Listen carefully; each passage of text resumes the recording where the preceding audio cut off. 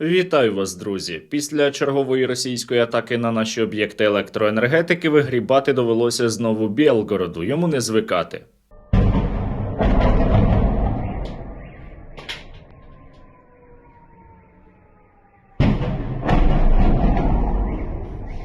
Місцевий самопроголошений губернатор Гладков заявив, що це був наймасованіший обстріл Білгорода за весь час. Співчуваємо дуже. Ймовірно, там почалася війна. Місцеві знаходять уламки Шмякіна. Ребят, добрый вечер. Только что 3 раза город обстреляли. Вот, подъезжаем к дому, такая вот Шмякина лежит. Шемякина идет интенсивные обстрелы. Вот. Да. А? Шмекина, да. Все. Ніхто не бомбив на так званій Росії міста Мурманськ і Сєвєроморськ, але там вже другу добу триває блекаут. Жутковато.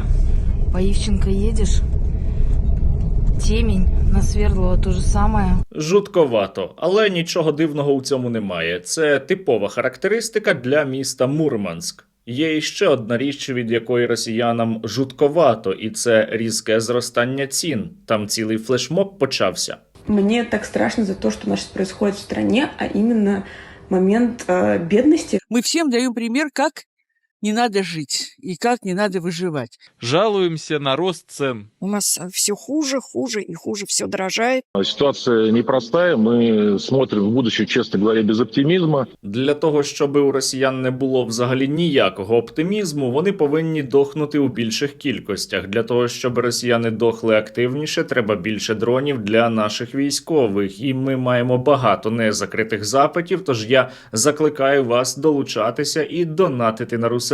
Реквізити в описі. Ця допомога суттєво підсилює нас, наші можливості. Тільки разом ми наближаємо нашу перемогу над окупантом. Дякуємо за постійну підтримку. Ну і не забувайте підписатися на мій канал, якщо досі цього не зробили. Для вас це дрібниця, а мені приємно.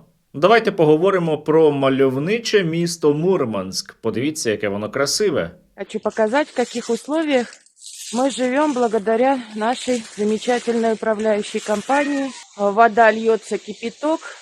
Морозов не было, было нечем дышать. Сейчас у нас просто зима в під'їзді. У Мурманську і у Сєвєроморську це неподалік, і це, до речі, головна база Північного флоту так званої Російської Федерації, триває блекаут. Причиною став обрив ліній електропередач внаслідок того, що впали щонайменше 5 опор. Росіяни довго шукали сліди діяльності диверсантів, але так їх і не виявили. З'ясувалося, що опори впали самі. Тому росіяни там сидять без світла і без тепла. Вот у нас город Мурманск, Ленинский район. 6 часов вечера, 24 число. Ничего, то есть, не поменялось, то есть район отключен. Ну, у такі непевні часи є хоч якась стабільність для росіян. Але ви знаєте, дивлячись на те, як виглядає Мурманськ, в принципі, як і будь-яке типове російське місто, напевно, у темряві йому все ж таки краще.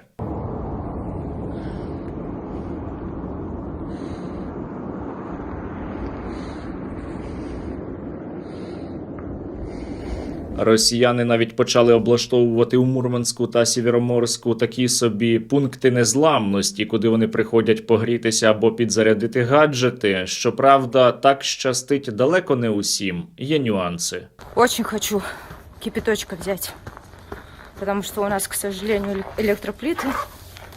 Опачки, дверь закрита. Надули. Багато нюансів є також і у інших містах та регіонах так званої Росії, а ще на тимчасово окупованих територіях. Тому що повні або часткові блекаути спостерігаються також у Закамську, це місто Пермь. Є проблеми із електропостачанням у Брянську та Брянській області, у місті Орьол та Ганрозі, у Ростовській області і ще у деяких населених пунктах, на тимчасово окупованих територіях України, зокрема на Донеччині та у тимчасово окупованому Криму. Дуже непогана ситуація також і під Москвою. Там традиційно є проблеми із електро- та теплопостачанням у Подольську, Зарайську, Хімках, Жуковському та Електросталі.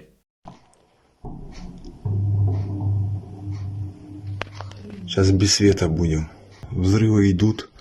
короче, бомбят по ходу дела. Насправді там якраз і не бомбили. Росіяни самі довели свою інфраструктуру до такого стану, бо їм набагато важливіше витрачати гроші на війну проти України. Як я й казав, окрім блекаутів, є іще дещо, що дуже лякає росіян останнім часом. Особливо з Нового року. Особливо після того, як було піднято ПДВ із 20 до 22%, і правильно, це різке зростання цін. І це лише початок. А что происходит с ценами на продукты? Что кушать-то будем? Макароны с водой? Мне вот просто интересно, до какого момента продукты в магазинах будут худеть, а ценники на них толстеть? Вещи, от которых мне пришлось отказаться в 2026 году, потому что это стало дорого. Это огурцы 330 рублей даже не за килограмм. Особливо показовою у цьому контексті є одна ситуація, безпосередньо пов'язана із Владіміром Путіним. У грудні він проводив свою пряму лінію, до нього включили росіянина, власника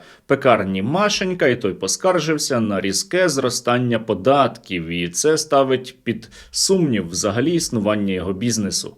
У нас небольшой семейный бизнес, пекарня. Мы понимаем прекрасно, что страна находится в непростой ситуации.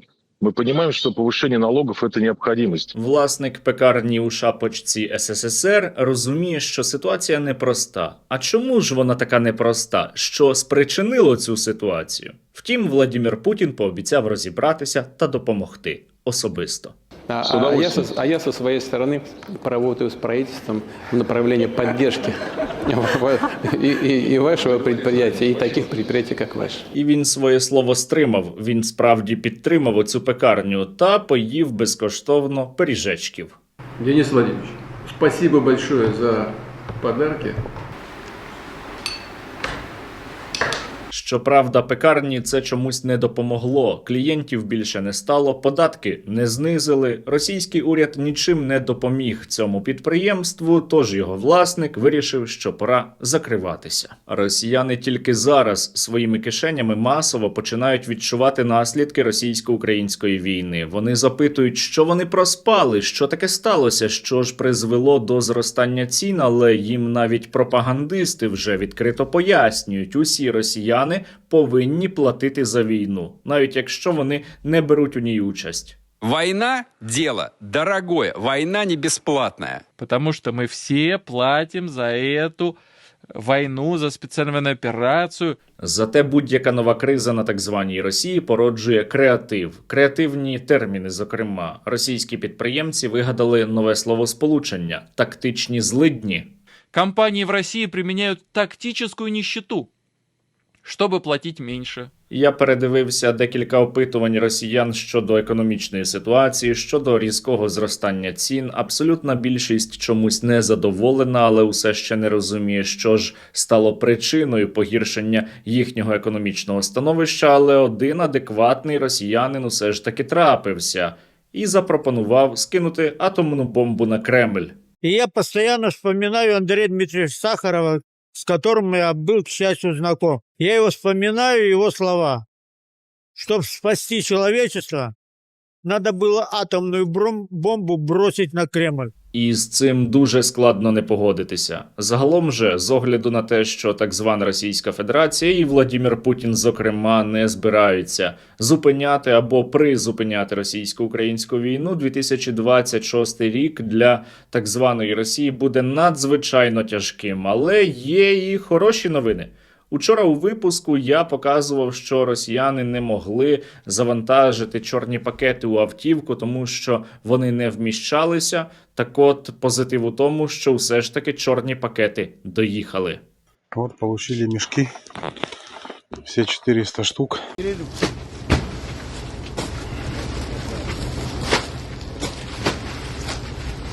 А для того, щоб самі росіяни нікуди не могли доїхати, ну хіба що окрім пекла, завдяки вам наші воїни отримали ще 170 нових FPV. Дякую за постійну допомогу. Бажаю міцного здоров'я від особового складу 38-го ЗРП. Щиро дякуємо благодійному фонду спільноті Стерненка та Сергію Стерненко особисто за неодноразово передані дрони-перехоплювачі. Ця допомога суттєво підсилює нас, наші можливості, захищає небо від шахедів. Дякуємо за постійну підтримку. Слава Україні! Героям слава! Третій мехбат 44-ї МБР висловлює подяку спільноті Стерненка за надані 20 оптоволоконних дронів для знищення Росні на Константинівському напрямку. Слава Україні! Бажаю здоров'я! Підрозділ Ангели Смерті хоче подякувати Сергію Стерненку та його спільноті за своєчасну та постійну підтримку нашого підрозділу оптоволоконними дронами. Разом ми наближаємо перемогу. Слава Україні! Вітаємо! Ми бійці 1-го штурмового батальйону 210-го окремого штурмового полку. Висловлюємо щиру подяку пану Стерненку та його спільноті за придбані та надані нам дрони на оптоволокні. Тільки разом ми наближаємо нашу перемогу над окупантом. Слава Україні! Героям слава! Російські вбивці, мерзенні виродки атакують нашу енергетику, б'ють по нашій країні для того, щоб завдати якомога більших страждань цивільним, для того, щоб тероризувати українців, для того, щоб зламати наш дух. Їм це точно не вдасться. Так, сьогодні українцям дуже важко. Так, наша країна переживає неабиякі випробування, але доля обов'язково відплатить росіянам. Слава Україні! Підтримуйте Сили безпеки та оборони України.